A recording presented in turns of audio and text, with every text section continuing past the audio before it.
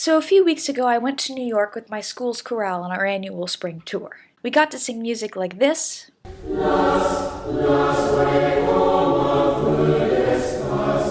This.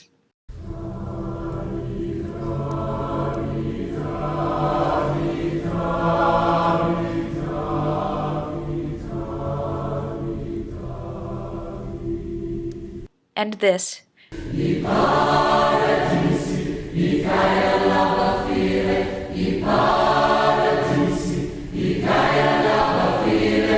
In places like this, and this. But first we had to get to those places. The day we left, I got up and had breakfast, waited for my morning class, and then we hit the road that afternoon, bound for our first concert in this church about an hour from my school. The inside of the church reminded me a bit of one of the cathedrals I saw in Fatima.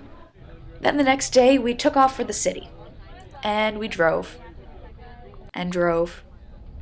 And drove some more. Finally, we could see the iconic skyline from afar, and we arrived in Brooklyn. I'm still not completely sure how African movies and phone cards are related. We got to our performance space in Brooklyn, which was this gymnasium cafetorium with pretty good acoustics and inexplicably nice ceilings. Then the next day, we got back on the bus and drove to Midtown Manhattan, passing this mind-bogglingly huge graveyard on the way. Once in Midtown, I found the presence of this designer Home Depot amusing.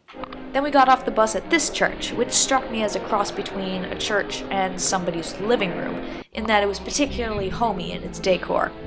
We sang during their service, and afterwards we gave a concert, and then we had the rest of the afternoon to ourselves. I went with a group of friends to Rockefeller Center to watch people ice skate in April and to try to win a bet, which is a topic for another video.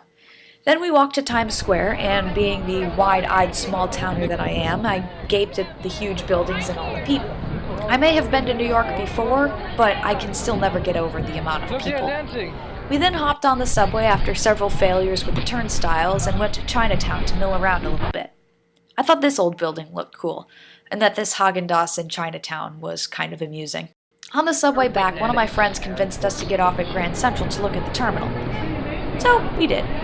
The next day we got back on the bus and spent the afternoon in Greenwich Village, and, being choir people, we broke into song at least once. I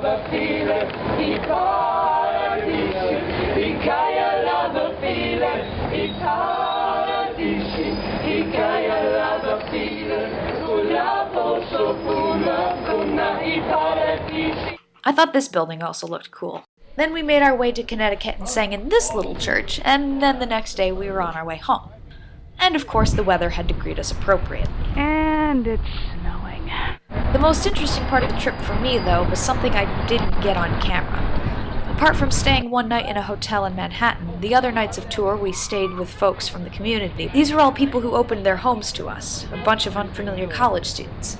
I don't know why it fascinates me, but it does. Maybe it's the appreciation of really good food made by good people before a performance, and whatever accommodations a person can provide afterwards. Just something about that makes me feel good, I guess. It's one thing to do nice things like this for your friends, but it's something else to do them for practical strangers you'll probably never see again.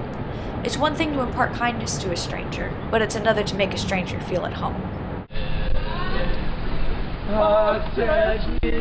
Oh!